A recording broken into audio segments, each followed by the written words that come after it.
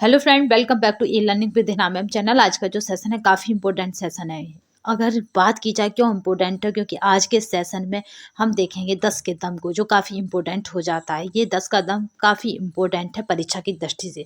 आपको बता दें कि अब समय दूर नहीं है, इसलिए यूथ के भी जल्दी सीना आपको चैप्टर प्रोवाइड कर दिए जाएंगे। जितने भी चैप्टर बचे हैं यूथ के, यानी यूथ में कितने चैप्टर थे, चैप्टर वाइज श्रृंखला में तो 54 थे। 54 में हमारे लगभग 20 या फिर 24 के आसपास रह गए होंगे, तो हम उतने चैप्टरों को भी जल्दी कंप्लीट कर लेंगे। एक यूथ प्रैक्टिस सेट का केवल एक सेट रह गया, उसे भी हम जल्दी कंप्लीट कर लेंगे। नेक्स्ट जल्दी ही नए प्रैक्टिस सेट को लगाना स्टार्ट कर देंगे।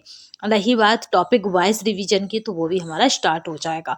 तो चलिए आप भी इसी तरह लग जाइए, क्योंकि अब समय दूर नहीं है।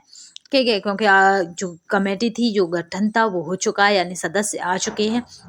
अगर मेंबर आ चुके हैं, यानी अध्यक्ष आ चुके हैं, मेंबर आ चुके हैं, तो जब अप्रैल में अध्यक्ष जब रिटायर होंगे, उससे पहले सब कुछ क्लियर हो जाएगा टीजीटी पीजीटी का। तो चलिए अब परीक्षा की क्या है, अगर नज़दीक है तो आप क्या करें कि इसी तरह तैयारी में लगे रहें। चलिए, क्योंकि आज का मोटिवेशन कोड है, हारा वही है जो लड़ा नहीं। आप हार नहीं सकते, क्योंकि आपने हार मानी नहीं है। तू हंस मुस्कुरा रोना कम कर दे, जिंदा है तू जिंदगी की नाक में दम कर दे। तो आपको तो केवल और केवल अपने टारगेट को अचीव करना है, और क्या करना है, केवल और केवल उसी पर लगे रहना है। क्योंकि हारा वही है जो लड़ा नहीं। आप हार नहीं सकते, क्योंकि आपने हार मानी नहीं है। चलिए पहला क्वेश्चन देखते हैं, जो काफी इंपॉर्टेंट है। बैठक में सोफे के दोनों ओर होना चाहिए। तो आपकी जो बैठक होती है, यानी बेडरूम, आप जहाँ पर गेस्ट आके बैठते हैं, गेस्ट रूम जो होता है, उसमें सोफे जो पड़े होते हैं उनके दोनों ओर होना चाहिए। तो ऑप्शन ए कह रहा है चौकोर स्टूल, ऑप्शन बी कह रहा है एक गोल मेज, ऑप्शन सी कह रहा है रेडियो तथा पलंग, ऑप्शन डी कह रहा है कुर्सियां। तो यहाँ पे जो राइट आंसर रहेगा वो रहेगा चौकोर स्टूल होने चाहिए। गृह सज्जा में प्रकाश उपयोगी है, क्योंकि वह तो क्या करता है, सज्जा में सौंदर्य को बढ़ाता है, सज्जा की उपयोगिता बढ़ाता है, मनोभावों को परिवर्तित करता है। उपयुक्त सभी, तो यहाँ पे गृह सज्जा की बात की जाती है, तो यहाँ पे जो राइट आंसर रहेगा वो क्या रहेगा, उपयुक्त सभी रहेगा। ठीक है, क्योंकि प्रकाश ये सभी काम करता है। अगर प्रकाश नहीं होता तो आपने देखा घर में कुछ नहीं नजर आता, तो घर की साज सज्जा क्या नजर आएगी। चलिए नेक्स्ट देखते हैं। कला का वह सिद्धांत जिसमें सजावट की विभिन्न वस्तुओं के बीच सही समायोजन किया जाता है कहलाती है।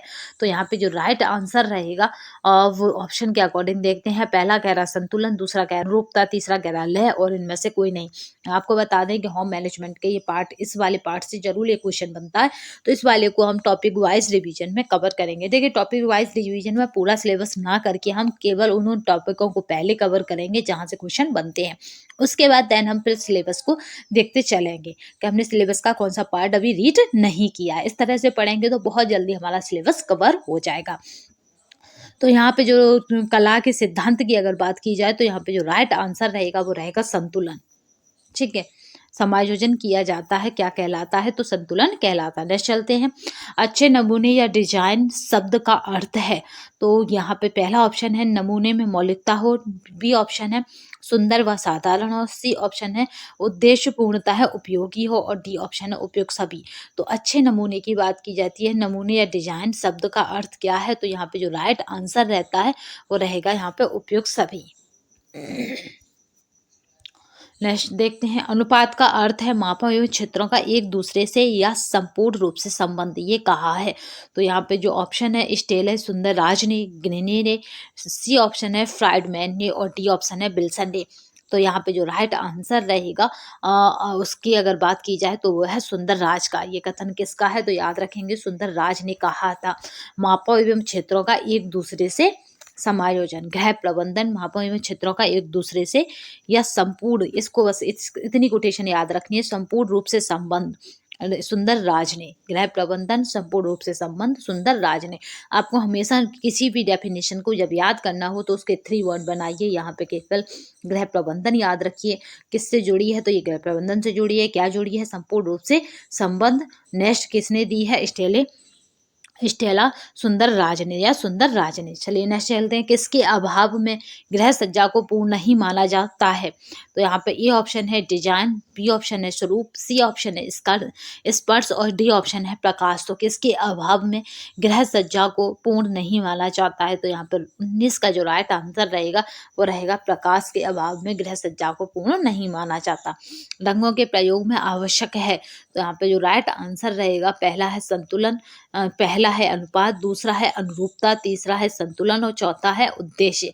तो रंगों के प्रयोग में आवश्यक नहीं है, तो यहाँ पे क्या आवश्यक नहीं है? तो यहाँ पे उद्देश्य। ठीक है, अनुपात होता है, अनुरूपता होता है, संतुलन भी होता है। आरामदायक, शीतल तथा स्फूर्तिवर्धक रंग होते हैं, तो इनमें से कौन सा है जो आरामदायक भी होता है, शीतल होता है तथा स्फूर्तिवर्धक रंगों की श्रेणी में आता है? तो यहाँ पे जो राइट आंसर रहेगा पहला ऑप्शन है बैंगनी, दूसरा ऑप्शन है हरा, तीसरा ऑप्शन है सफेद और डी ऑप्शन है लाल। तो यहाँ पे शीतल होता है, याद रखिए शीतल हरा भी होता है, पर स्फूर्तिवर्धक होता है और आरामदायक भी होता है। तो याद रखेंगे कि यहाँ पे तीनों के तीनों गुण जो मिलते हैं, आरामदायक भी हो, शीतल हो तथा स्फूर्तिवर्धक हो। यहाँ पे जो राइट आंसर रहेगा वो रहेगा हरा। चलिए नेक्स्ट चलते हैं, प्रगति आशावादी तथा सहानुभूति का सूचक रंग है, जिसमें आपको प्रगति दिखे, सहानुभूति दिखे और आशावादी हो, ऐसे रंग की अगर बात की जाए तो ए ऑप्शन है यहाँ पे नीला, बी ऑप्शन है यहाँ पे हरा और सी ऑप्शन की अगर बात की जाती है तो सी ऑप्शन यहाँ पे रहेगा बैंगनी। अगर बात की जाए डी ऑप्शन की तो डी ऑप्शन यहाँ पे पीला है।